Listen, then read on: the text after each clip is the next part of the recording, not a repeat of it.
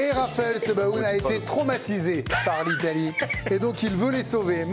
Et comment Guardiola va ou peut sauver l'Italie, Eh oui, parce que quand on a vu cette information de la Gazzetta dello Sport, que Guardiola était parmi les entraîneurs qui pourraient succéder à Gennaro Gattuso, eh bien, ça m'a paru comme une évidence. C'est l'entraîneur qu'il faut pour sauver l'équipe d'Italie. Déjà parce que c'est un coach, ça on le sait tous, qui sait gagner l'un des plus beaux palmarès du XXIe siècle. 3 Ligues des Champions, 4 Coupes du Monde des clubs, 4 Super Coupes d'Europe, 6 fois champion d'Angleterre, 3 fois champion d'Allemagne, bref, 3 fois champion d'Espagne. Vous savez lire. Mais au-delà de son palmarès, qui de mieux que Guardiola pour sauver le foot italien et surtout le révolutionner? Stop au foot défensif et frileux, et cette philosophie qui est propre à l'Italie. Le sauvetage de la nationale passe par une équipe offensive, chatoyante, une machine à séduire les supporters. Vous voyez les chiffres de Guardiola lorsqu'il est entraîneur, et donc les supporters qui sont en instance de divorce, et ça, Guardiola sait le faire partout où il est passé.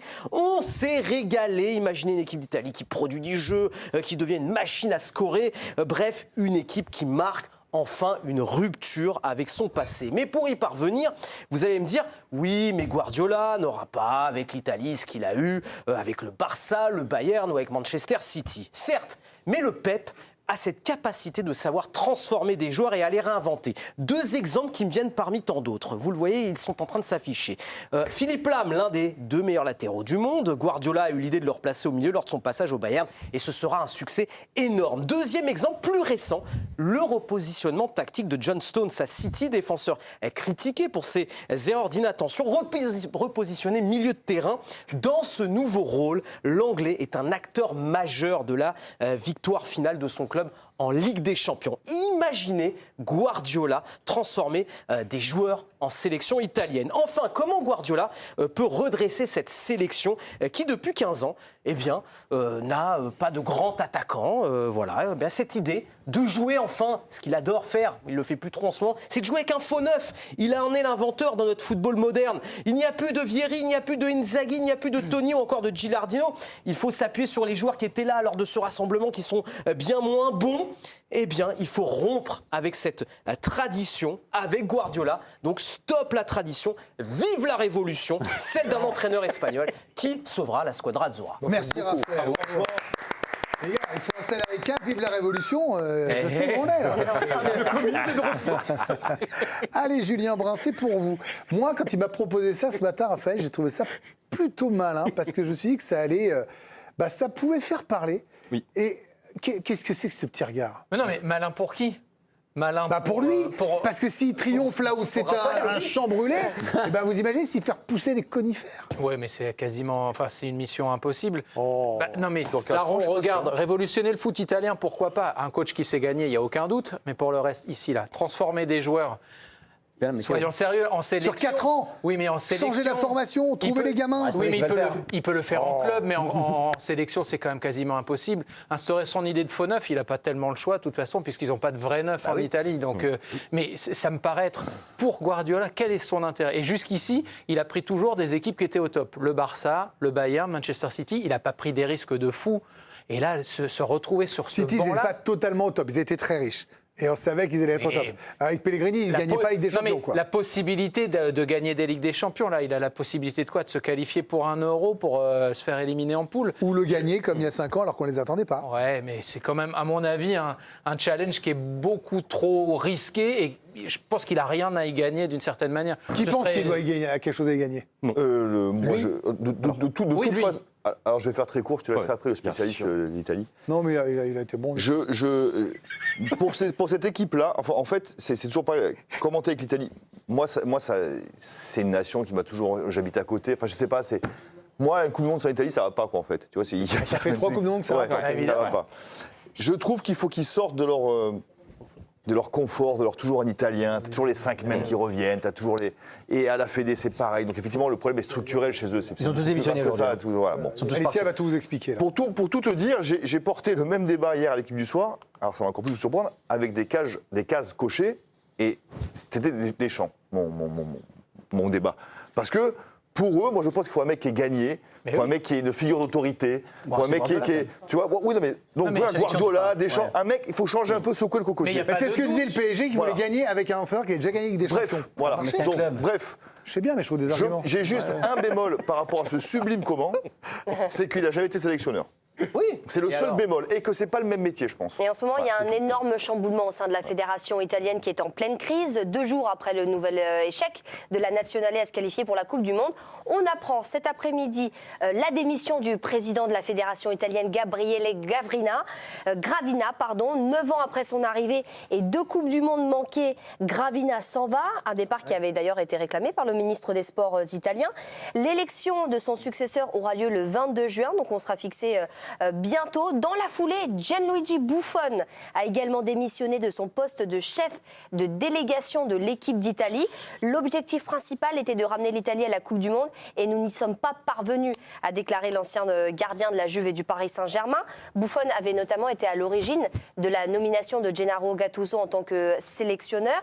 Et Gennaro Gattuso, justement, lui, il devrait, lui non plus, ne pas survivre à cet échec. Il était dans un premier temps conforté par Gravina après la défaite, mais voilà. Il devrait lui aussi quitter son poste selon les médias italiens. Et on parle donc de Pep Guardiola, mais aussi de Roberto Mancini en Italie ou encore de Massimiliano Allegri pour prendre la suite. Mais moi je veux bien, mais il faut quand même rappeler que ce soit Conte, Mancini qui est parti chercher les millions de dollars, Allegri qui est retourné à Milan, Spalletti qui, j'adore Naples à la vie et à la mort, mais je vais prolonger à la Juve. Ils n'ont pas voulu. Ancelotti qui a préféré le Brésil, ils n'ont pas voulu y aller. Là on est à affaire à des coachs énormes. C'est l'argument parfait. L'argument parfait, c'est que c'est pas le coach qui va tout changer en Italie, c'est les réformes en profondeur. Parce que là, c'est Gattuso. Non, donc évidemment que ça peut pas se mettre qualifier. n'importe qui aujourd'hui. Ils n'ont pas des joueurs. Il y a eu 10 000 sélectionneurs. Il y a eu 3 sélectionneurs qui ont raté 3 Coupes du Monde. Mancini, on sait très bien, c'est un formidable entraîneur. Il a gagné un Euro. Il y a eu avant. Alors pour moi, le débat déjà, c'est fondamental. C'est même encore une fois, on est plein sur des convictions aujourd'hui. Pour moi, une sélection entraînée par quelqu'un qui a une nationalité différente dans la sélection. Pour moi, Ancelotti au Brésil, pour moi, ça va pas. Là, c'est une conviction. Tourelle en Angleterre, incroyable. L'équipe de France de handball qui prend Dutchebaev alors qu'on est l'une des plus grands. Non mais là vous allez trouver 1000 exemples, donc c'est bien la preuve que vous êtes seul. C'est juste pour vous donner que là c'est vrai une conviction. Moi, l'Italie, un immense pays de foot, en dépit de ces 10 années compliquées, ne me dis pas qu'il n'y a pas un Italien. Ça c'est déjà un truc de moi. C'est comme si l'équipe de France était entraînée par un. Ils ont trouvé, mais ils veulent pas y aller. Vous avez bien vu qu'aucun des grands noms qui ont gagné n'ont voulu y aller. Ils ont mis Gattuso qui a échoué partout. Parce que les joueurs sont pas bons. Oui, mais sauf que, alors, et là je vais te dire un truc. C'est bonne. Là, alors c'est un beau je suis italien, j'ai tout gagné, j'ai pris 30 millions de dollars en Arabie Saoudite. Je vais y aller en Italie. Le problème n'est absolument pas ni les joueurs ni les entraîneurs. Ils ont affaire à des dirigeants. En même temps, les gars, les dirigeants italiens, et tout le monde le sait, toute la presse le dit, tout le sont monde virés, italien. Et d'ailleurs, personne n'en veut à Gattuso. Les dirigeants italiens, depuis 15 ou 20 ans, creusent leur tombe chaque jour. Ils sont d'une nullité abyssale. Ils sont pires que chez ils nous, sont d'une nullité. C'est pareil. Et d'ailleurs, on va en parler tout à l'heure si on a un petit peu de temps. Si on peut mais du temps, il faut m'en laisser. C'est que vraiment, il y a une impéritie, une incurie totale. Et tu es d'accord avec moi, Loïc? Le foot italien est en perdition depuis très longtemps. Et moi, je dis attention, en France, pour l'instant, on est sauvé parce qu'on a la vitrine, la sélection nationale absolument extraordinaire, on surperforme depuis 20 ans. Il y a Zidane qui va arriver. Mais je te dis qu'au niveau du foot français, doit faire attention aussi, ça peut vite partir. Et là, il y a un cas extraordinaire en Italie. On a un cas où on a un étranger qui fait un travail extraordinaire, Fabregas. Je veux Guardiola, moi, là. Non. Et Fabregas à Comme. Fabregas, il fait un truc extraordinaire à Comme. Non, mais il n'est pas italien, ça vous voit pas. Et c'est pour vous dire que là, non, mais il y a un cas intéressant, c'est que on ne parle que de ça. Il y a la querelle entre les anciens et les modernes. Il est jalousé, il est ici dans un club qui balance le pognon partout. Bien sûr, comme. Là, vous me dites, dans vos convictions, tout l'inverse du pourquoi et du comment. Vous me parlez de Comme en exemple, qui est le seul club qui va mettre autant d'argent. Non, je vous dis juste que par rapport. Non, mais par rapport. Il n'y a pas de salarié cap et c'est pas de salarié cap et c'est pas un Italien.